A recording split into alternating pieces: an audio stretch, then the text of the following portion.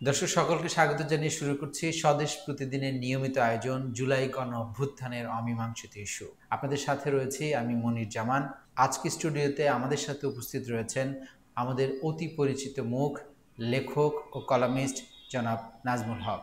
নাজমুল ভাই, আপনাকে আমাদের স্টুডিওতে স্বাগত।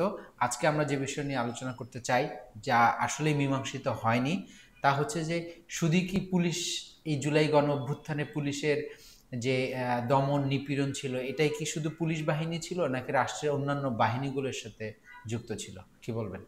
ধন্যবাদ স্বদেশ প্রতিদিনকে। আজকে খুব তরতাজা একটা ইস্যু আপনারা বাছাই করেছেন, সেটা হচ্ছে যে জুলাই গণঅভ্যুত্থানের অমীমাংসিত ইস্যুর মধ্যে শুধু কি পুলিশই এখানে সহিংসতার ভূমিকায় ছিল নাকি রাষ্ট্রীয় অন্যান্য বাহিনী সহিংসতার ভূমিকায় ছিল। এটা যদি আমরা জুলাই গণঅভ্যুত্থানে, যেহেতু আপনিও গণমাধ্যম কর্মী এবং আমি যতটুকু জানি আমিও আপনার একসাথে আমরা একটা জায়গা কাভার করেছি, বিশেষ করে প্রগতি সরণি উত্তরা থেকে যাত্রাবাড়ি পর্যন্ত আপনার সাথে আমার অনেক জায়গায় এই নিউজ কাভারের সময় দেখা হয়েছিল।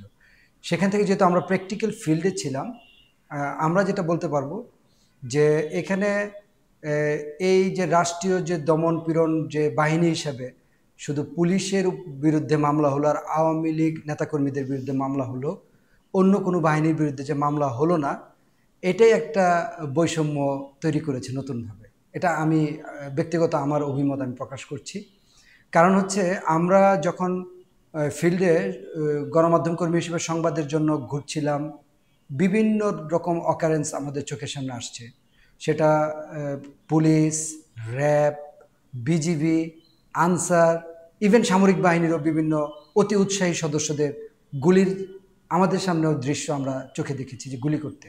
কিন্তু এত এত রাষ্ট্রীয় বাহিনী এঙ্গেজ হওয়ার পর শুধু কেন পুলিশ বাহিনী এখানে সবচেয়ে বেশি ক্ষতিগ্রস্ত হয়েছে? যদি আপনি চিন্তা করেন কীভাবে তাদের 44 জন সদস্য নিহত হয়েছে এবং যত মামলা হয়েছে 1054 জন, সম্ভবত তাদের 1054 জন সদস্যের বিরুদ্ধে মামলা হয়েছে। 163 জন অলরেডি চাকরি থেকে অপসারণ করা হয়েছে, 43 জন 44 জন অ্যারেস্ট হয়েছে এবং অনেক পলাতক আছে। অর্থাৎ একটা বাহিনীর উপর যদি আমি বলি যে টোটাল এই গণহত্যার দায়ভারটা একটা বাহিনীর উপর চাপিয়ে দেওয়া হয়েছে, অথচ সব বাহিনী এখানে এঙ্গেজ ছিল। এখানে এনএসআই, ডিজিএফআই, সামরিক বাহিনীর যে 3টা বাহিনী, অর্থাৎ সেনাবাহিনী, নৌবাহিনী, বিমান বাহিনী, হেলিকপ্টার থেকে গুলি কারা করলো? হেলিকপ্টার তো পুলিশ চালায় গিয়ে উপর থেকে গুলি করে, আর্মির হেলিকপ্টার ছিল, ঠিক আছে, আর্মির হেলিকপ্টার ছিল, র্যাবের হেলিকপ্টার ছিল। তাহলে যে এই যে নৌবাহিনী, বিমান বাহিনী, সেনাবাহিনী ছিল, বিজিবি ছিল, আপনার আনসার ছিল, র্যাব ছিল, তারপর আপনার অন্য অন্য যে আপনার ইন্টেলিজেন্স বাহিনী ছিল, যেগুলো হচ্ছে এনএসআই, ডিজিএফআই, এসবি, অন্য কারো উপরই কোনো আপনার মামলা বা দায়ভার আসেনি। টোটাল দায়ভারটা আসলো পুলিশের উপর। শুধু তাই না, আমরা দেখলাম মানুষের ক্ষুব্ধতাটা এত বেশি ছিল পুলিশের উপর, পুলিশ মেরে ওভারব্রিজে পর্যন্ত ঝোলায় রাখা হয়েছে।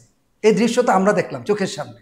আলটিমেটলি পুলিশের নির্মমতাটা বেশি ছিল, সবচেয়ে বেশি ছিল, এটা তো আর অস্বীকার করার কোনো উপায় নেই। এবং আমরা সেটা চোখের সামনেও দেখেছি, অনেক নির্মমতা পুলিশের। আপনি দেখবেন যে এই যতগুলা সোশ্যাল মিডিয়ায় ভিডিও আসছে, ভাইরাল হলো ভিডিওগুলো বা যেগুলো বিভিন্ন জায়গা থেকে আপলোড হলো, সেখানে দেখবেন যে কয়েকটা দৃশ্য কিন্তু হৃদয় কাঁপানো। একটা হচ্ছে একটা ছেলে হেঁটে যাচ্ছে, পিছন থেকে পুলিশ গুলি করে মেরে ফেললো। এটা হচ্ছে আপনার যাত্রাবাড়ির দিকে একটা ঘটনা।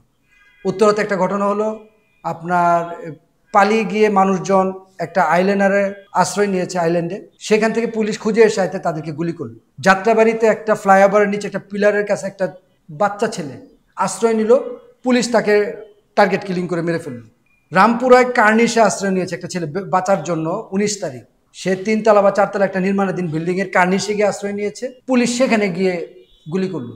কি ভয়ঙ্কর একটা রোল প্লে করছে পুলিশ। এই কারণে পুলিশের প্রতি মানুষের সংক্ষুব্ধতা, এই রাগ, অভিমান, ক্ষোভের জায়গাটা বেশি ছিল।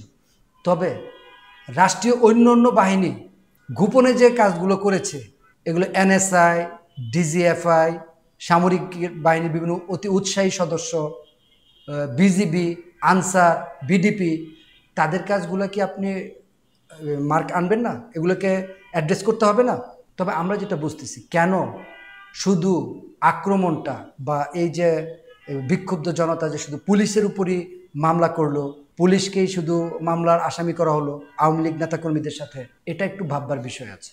দুইটা বিষয় গতকালকে একটা টক শোতে আমি আপনাদের সাথে আলোচনা করেছিলাম।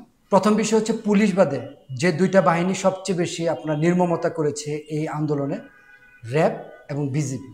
র্যাব এবং র্যাবের কমান্ডিং মূলত আর্মির থেকে আসে, মানে বিজিবির কমান্ডিংটা আর্মি থেকে, মানে আর্মির তাদের যে অফিসার থাকে, অর্থাৎ তারা যে অফিসারের আন্ডারে থাকে সেগুলো হচ্ছে বাংলাদেশ সেনাবাহিনী বা সামরিক বাহিনী থেকে তারা নিয়োগপ্রাপ্ত।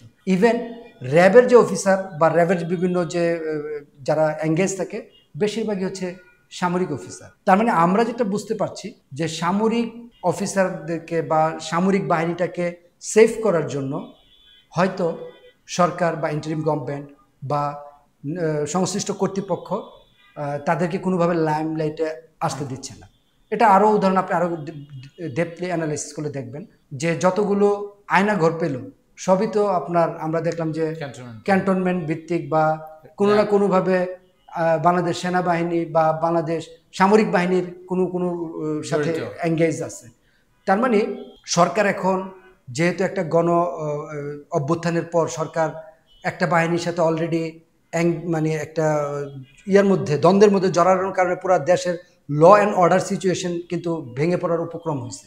পুলিশ বাহিনীটা যেটা মূলত ল অ্যান্ড অর্ডার সিচুয়েশন যারা দেখে, যার কারণে সরকার নতুনভাবে আর জটিলতা বাড়াতে চাচ্ছে না। পুলিশের উপর বিভিন্ন আপনার স্টেপ নেওয়ার কারণে কিন্তু ল অ্যান্ড অর্ডার সিচুয়েশন বাংলাদেশে এখন ভেঙে পড়ার উপক্রম। এখন যে সামরিক বাহিনীর উপর আবার স্টেপ নিতে যায় তাহলে আসলে দেশের সার্বিক সার্বভৌমত্ব বা অরাজকতা আরও ব্যাপক আকার বা ভয়াবহতা হতে পারে।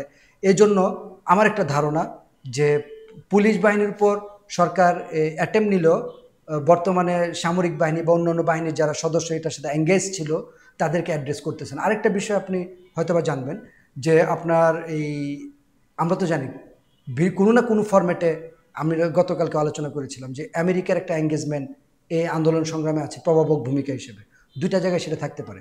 একটা হচ্ছে সোশ্যাল মিডিয়ায়, বিশেষ করে ফেসবুকে আবু সাঈদের মৃত্যুকে কেন্দ্র করে যে ভাইরাল হলো, যে কন্টেন্ট সোশ্যাল মিডিয়া থেকে সরে যাওয়ার কথা ছিল সেন্সিটিভিটির কারণে বা এটাকে কি বলা হয় কমিউনিটি গাইডলাইন ফলো না করার কারণে, সেই কন্টেন্টটাকে না সরিয়ে কোটি কোটি মানুষের নিউজ ফিডে চলে আসার অর্থ হচ্ছে এখানে একটা মদত ছিল। দ্বিতীয় বিষয় হচ্ছে আমেরিকা যে কোনো দেশের রেজিম চেঞ্জ করার ক্ষেত্রে যদি মনে করে তারা অংশগ্রহণ করবে, তারা সরাসরি পিপুলের সাথে কানেক্টিভিটি না হয়ে সামরিক বাহিনীর সাথে কানেক্টিভিটি তৈরি করে, এবং সামরিক বাহিনীকে তাদের একটা গাইডলাইন ছিল বলেই সামরিক বাহিনী একটা টাইমের পর গিয়ে অটোমেটিক্যালি ওই বিগত সরকারের কাছ থেকে তাদের সাপোর্টটা সরিয়ে নিয়ে আসার কারণে সহজে একটা ফলাফল আমরা পেয়েছি। ওইটাও একটা ইস্যু থাকতে পারে যে আমেরিকার একটা গাইডলাইন থাকতে পারে যে সামরিক বাহিনী যেহেতু গৃহযুদ্ধ থেকে দেশকে সেভ করেছে এবং মোটামুটি একটা বড় অরাজকতা থেকে দেশকে সেভ করেছে, তাহলে ওই যে আমরা অনেক সময় বলি না ভুল ত্রুটি ক্ষমা সুন্দর দৃষ্টিতে দেখবেন, আমার কাছে মনে হচ্ছে আর্মি বা সেনাবাহিনী বা সামরিক বাহিনীর ভুল ত্রুটিটা ওই ক্ষমা সুন্দর দৃষ্টিতে দেখা হয়েছে, এটা আমার ধারণা। বাট পুলিশের ভুল ত্রুটিটাকে ক্ষমা সুন্দর দৃষ্টিতে দেখা হয়নি, যার দরুন জনগণও দেখেনি, সরকারও দেখেনি, বা আলটিমেটলি জনগণের ভাষাই তো সরকার শুনতে হয়। তো ওই জনগণ পুলিশের উপর যতটা বিক্ষুব্ধতা ছিল, যতটা রাগ গুসা ক্ষোভ ছিল, সামরিক বাহিনীর প্রতি অতটা ছিল না বলেই পুলিশের উপর অ্যাটেম্প নেওয়ার পরে সামরিক বাহিনীর উপর অ্যাটেম্পটের ওই চাপটার জনগণ ফিল করে নাই বা তাদেরকে ক্ষমা সুন্দর দৃষ্টিতেই দেখা হয়েছে, এটা আমার ধারণা। ধন্যবাদ, অসংখ্য ধন্যবাদ আমাদের সাথে যুক্ত হওয়ার জন্য। দর্শক শুনছিলেন জুলাই গণ অভ্যুত্থানে কি শুধু পুলিশ একমাত্র দায়ী নাকি রাষ্ট্রের অন্যান্য বাহিনী, বিশেষ করে সামরিক বাহিনীও জড়িত কিনা বা তারা দায়ী কিনা আমরা শুনছিলাম, আমরা দেখছিলাম।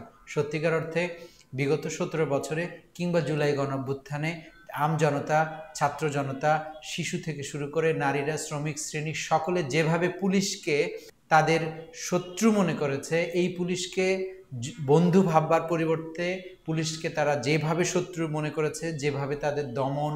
দর্শক, আজকে বিদায় নিচ্ছি, কালকে ঠিক অন্য কোনো বিষয় নিয়ে আপনাদের সাথে আলোচনা হবে। ধন্যবাদ।